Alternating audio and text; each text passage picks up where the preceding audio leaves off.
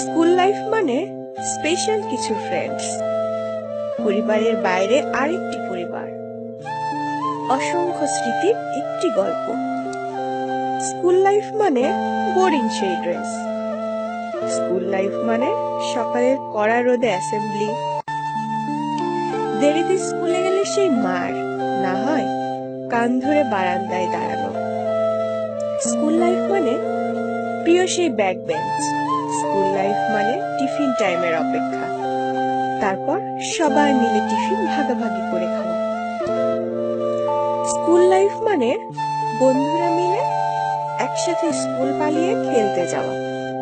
School life মানে কারোর সাথে ঝগড়া হলে কমন একটা ডায়লগ, ছুটির পরে থাকিস, তোর খবর আছে।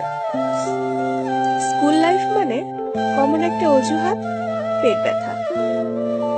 স্কুল লাইফ মানে চুলের কাটিং এর জন্য সেই মার। স্যার ম্যাডামদের বিশেষ কিছু নাম যা শুধু স্টুডেন্টসরাই জানত। স্কুল লাইফ মানে রেজাল্ট কার্ডে নিজে স্বাক্ষর করা। স্কুল লাইফ মানে পড়া না হলে পানি খাওয়ার অজুহাত দিয়ে কমন রুমে গিয়ে বসে থাকা।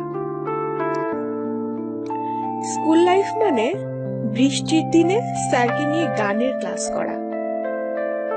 সবার জীবনের প্রথম প্রেমটাও স্কুল লাইফেই হয়। স্কুল লাইফ মানে টিচারদের সেই উক্তিগুলো যা শুনতে শুনতে মুখস্থ। আর এভাবেই কেটে যায় 10টি বছর। আসে টেস্ট এক্সাম, বিদায় অনুষ্ঠান, এর কিছুদিন পরই এসএসসি এক্সাম। তারপরে সবকিছু কেমন যেন এলোমেলো হয়ে যায়, হারিয়ে যায় সেই দিনগুলো।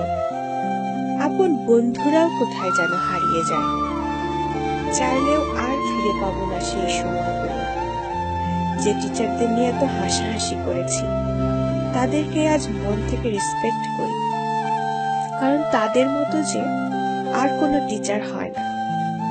স্কুল, কলেজ, বিশ্ববিদ্যালয়ের গণ্ডি পেরিয়ে আজ আমরা সফল মানুষ, তবুও কেন জানি স্কুলের দিনগুলো এখনো খুব বেশি মিস করি। ইস, আবার যদি ফিরে পেতাম সেই দিনগুলো। কিন্তু সময় তো বহমান স্রোতের মতো,